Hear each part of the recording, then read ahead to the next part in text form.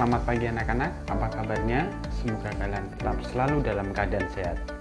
Hari ini kita akan memulai pembelajaran yang baru, yaitu untuk KD 3.2, yaitu tenis meja. Seperti gambar di samping, untuk tenis meja di sini Bapak akan menjelaskan beberapa teknik dasar, khususnya mengenai pukulan-pukulan ya. Oke, langsung saja kita akan mulai untuk pembelajaran hari ini. Kita mulai dari sejarahnya dulu ya. Sejarahnya itu dimulai dari keberadaan di Inggris, yaitu pada tahun sekitar atau abad ke-19 ya. Dulu sebetulnya sudah mengenai namanya adalah pingpong ya.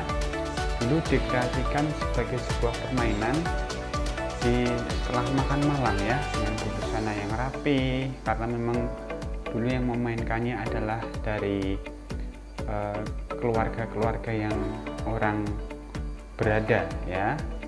Oke.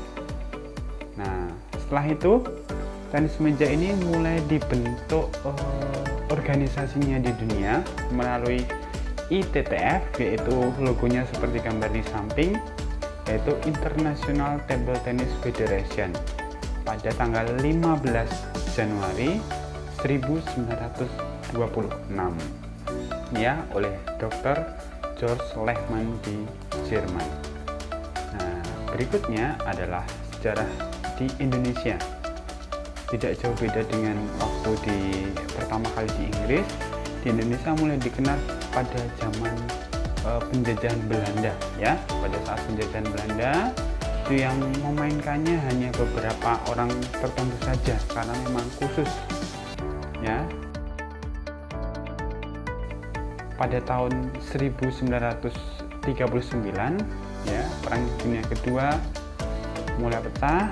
Nah, tokoh-tokoh tersebut lalu mendirikan organisasi yang ada di Indonesia yang disebut Persatuan Pingpong Seluruh Indonesia. Baru setelah itu mengalami perubahan menjadi PTMSI, yaitu Persatuan Tenis Meja Seluruh Indonesia. Jadi nama pingpong sudah tidak digunakan sebagai organisasi lagi. Ini untuk logonya, yaitu PTMSI ya.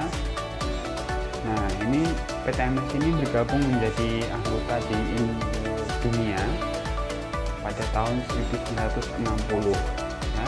PON pertamanya ada di Solo. Itu saja sejarahnya.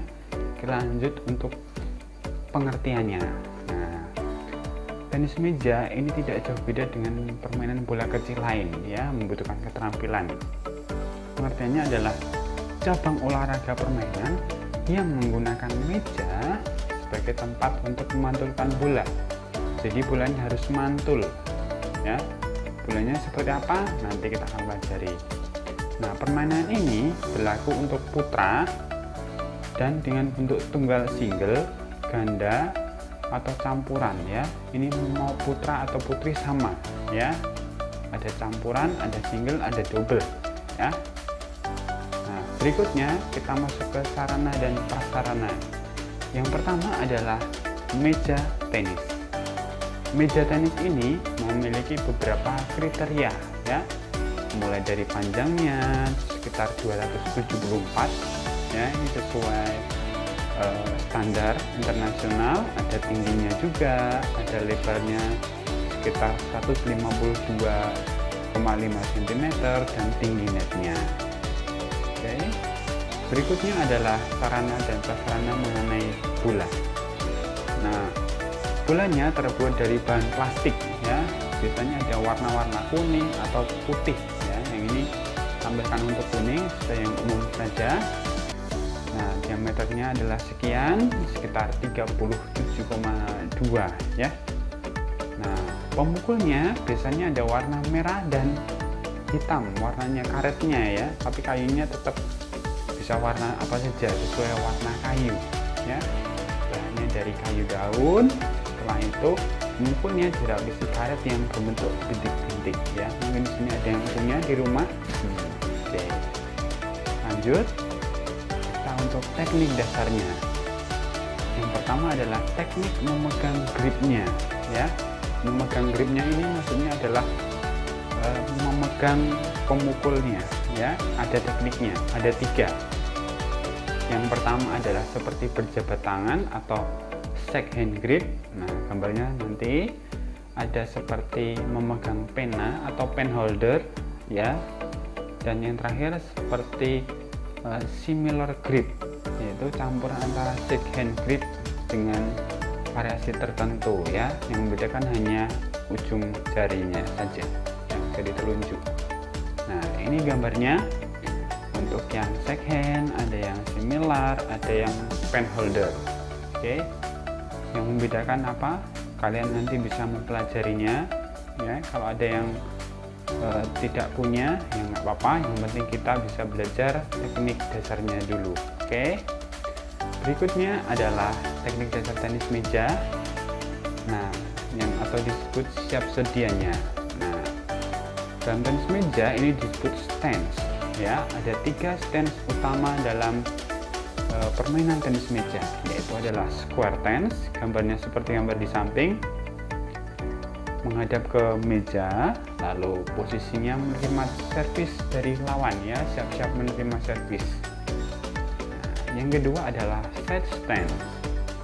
Ini biasanya agak menyampingi meja karena biasanya dia lebih mendekati ke net. Oke, kalau yang pertama tadi kan di tengah, kalau sekarang agak di samping mendekati net. Yang terakhir adalah open. Ini posisinya seperti gambar di samping adalah agak jauh ke belakang. Dia siap-siap mungkin untuk memukul bola dengan keras, ya. Ini adalah modifikasi dari set stand dan digunakan untuk backhand block. Jadi untuk memblok pukulan lawan yang keras, ya, karena ini bisa dipukul dengan keras kalau tenis meja. Oke, lanjut ya. Nah, ini adalah teknik pukulan tenis meja. Ada 2, ya. Kita hanya mempelajari yang pertama adalah forehand dan yang kedua adalah backhand. Untuk forehand sendiri adalah telapak tangan menghadap ke depan, ya. Kalau backhand, telapak tangan menghadap ke belakang. Hanya itu saja, ya, atau punggungnya menghadap ke depan. Ini telapak, ini punggung. Nah, berikutnya adalah pukulan dalam tenis meja. Ini adalah gambar-gambarnya, ya. Ada forehand, ada backhand. Nah, ini adalah animasinya. Yang backhand seperti ini, kedua-duanya backhand, ya. Biasanya ini untuk latihan, ya. Mainnya silang, ya, kalau servis. Oke. Nah, ini adalah yang forehand. Nah, semuanya forehand. Telapak tangan menghadap ke depan, itu yang forehand. Nah, berikutnya adalah serve atau servis. Ya, serve ini adalah gerakan memukul bola untuk mengawali permainan. Caranya adalah memantulkan bola terlebih dahulu ke meja, baru melewati net dengan memantulkan bola juga. Oke, Bapak ulang lagi. Jadi memantulkan bola ke meja kita, baru melewati net dan memantul di meja lawan, ya. Nah, serve ini dibagi menjadi 2 juga, yaitu forehand serve dan backhand serve, ya. Nah, ini adalah yang forehand serve. Kalian bisa mempelajarinya. Telapak tangan menghadap ke depan, pukul. Nah, yang ini adalah yang backhand serve. Oke. Ya, kita lanjut. Ini adalah peraturan tenis meja.